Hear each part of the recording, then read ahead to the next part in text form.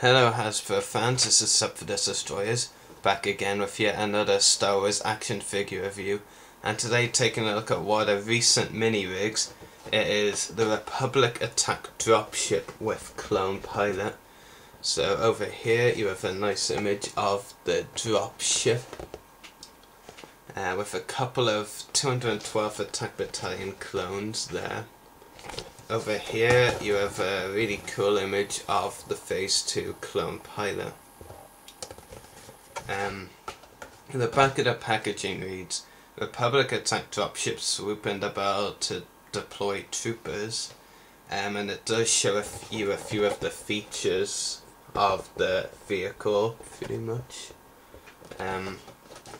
And also there's a few other mini rigs underneath there. Attack Recon Fighter with Anakin Skywalker, Sith Speeder with Darth Maul, and Berg Speeder with Clone Trooper, if you can see them. So we'll go on to the figure included with this pack first.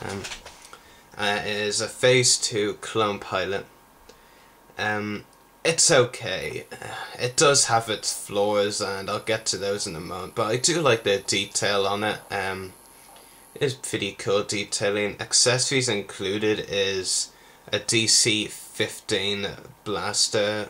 Nothing we hadn't seen before. It's, like I've said in the reviews, pretty much the most common clone accessory in the line, so it really isn't nothing we haven't seen before, to be honest, and I'll just put aside for now and give you a better look at the detailing. So it is a pretty cool figure.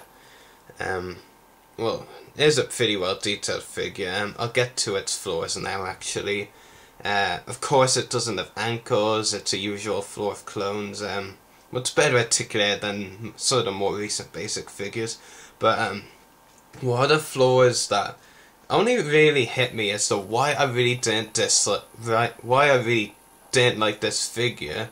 And it was pointed out on Rebel Scum forums, so if you're looking for at the Republic Attack Dropship with Clone Pilot thread, you'll probably be able to find this flaw. Compared to other clone figures, it's small. Look, compare it to a Phase 2 Clone Commander Wolf. I mean, their feet are exactly at the same height, so I know what I'm talking about here.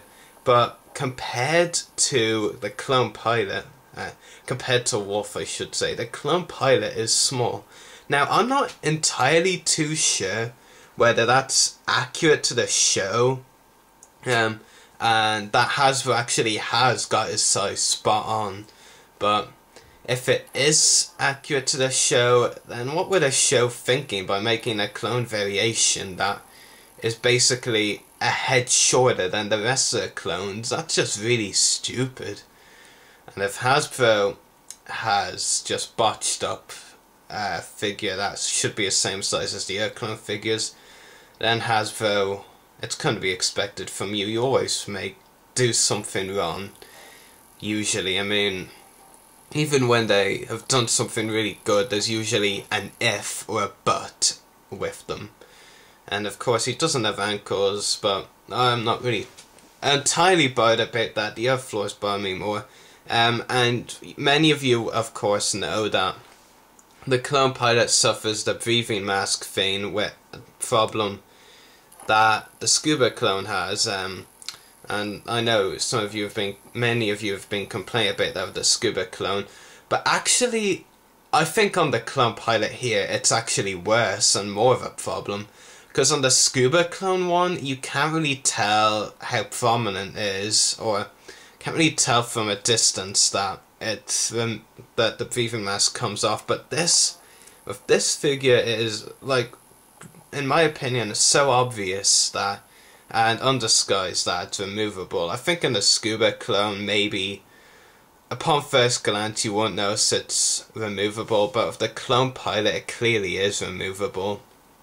And actually just take the breathing mask thing off for a bit. There we go. And take a better look at the helmet overall without the breathing mask.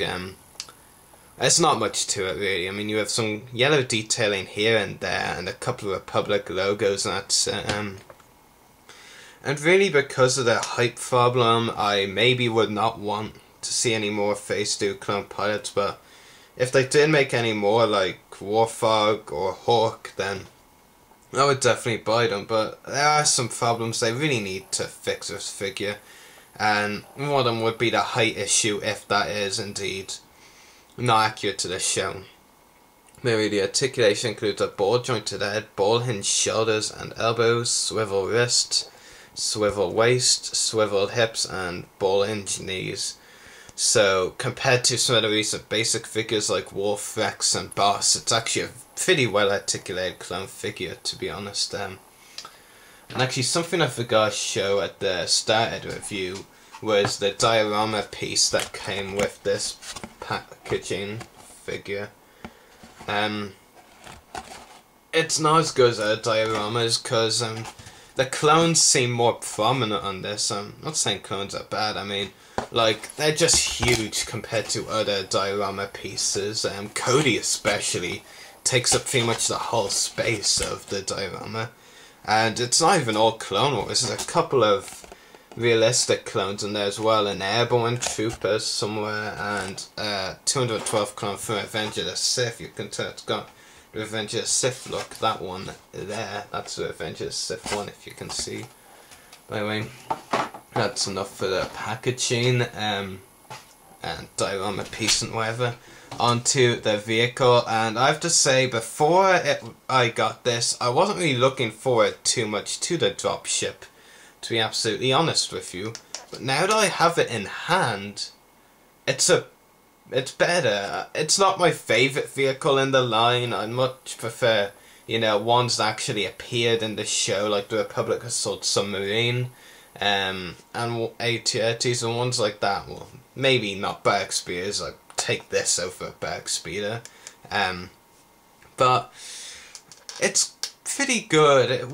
I prefer this over the figure now, you know. Before I got this, I was more interested in the figure than this Dropship, but now that I have it in hand, I'm more of a fan of the Dropship, and it does have some pretty cool features. One of my favourites is the rotating cannons here. They're pretty cool, I have to say. The cockpit does open, providing you take the cockpit right off, which is kind of annoying to get it back on actually.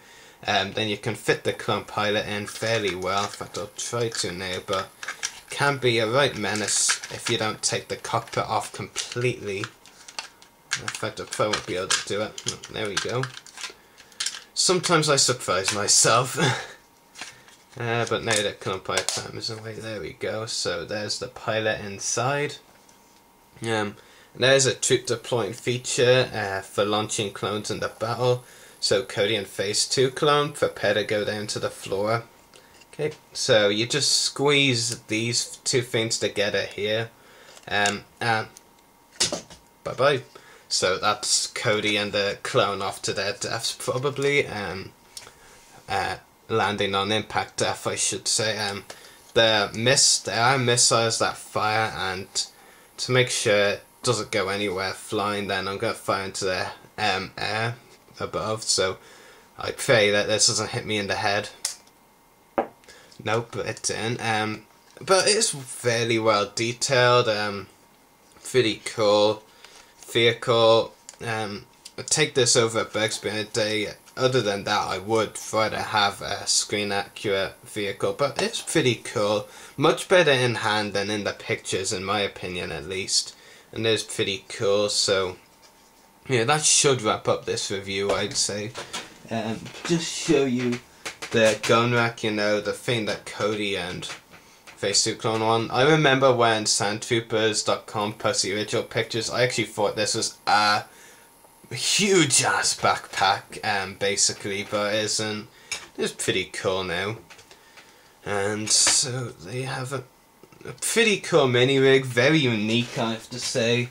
And overall, I would recommend. I'd give it around 8.5 or 9 out of 10. I won't give full marks, I think, because of the pilot, but the Dropship in hand is pretty awesome, I have to say. And I do have a lot more 2012 product coming out for review. In the next 4 days, like, I'm doing reviews not daily anymore, but when I can, I'll do them like one every 2 days. So next one in a couple of days will be Republic Commando Boss, and then Obi-Wan Kenobi from Wave 2 of the Clone Wars, and so on. So I hope you've enjoyed this review. May the Force be with you, and happy hunting.